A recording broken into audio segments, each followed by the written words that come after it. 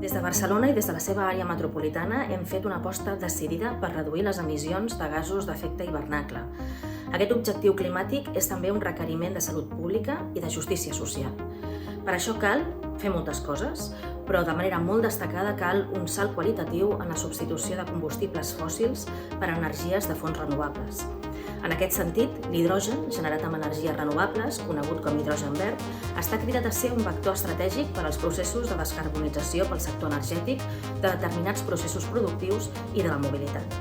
És cert que encara cal molta investigació i recerca aplicada, i en això Barcelona també vol ser referent i està plenament compromesa. A l'àrea metropolitana ja tenim en marxa una primera experiència pilot amb l'adquisició d'una primera remesa d'autobusos que utilitzaran l'hidrogen com a combustible i la construcció d'una hidrolinera. Hem d'aprofitar clarament l'oportunitat que representen els fons Next Generation de la Unió Europea i per això celebrem la constitució de la Plataforma Catalana de l'Hidrogen Verd en el marc del projecte del Next Generation Catalunya i saludem i agraïm la tasca iniciada pel grup impulsor de la Vall de l'Hidrogen Verd de la Catalunya Sud, liderat per la Universitat Rovira i Virgili. És un repte estratègic per avançar per la modernització de la nostra economia, per crear nous llocs de treball i per cuidar el planeta. Vall de l'Hidrogen de Catalunya.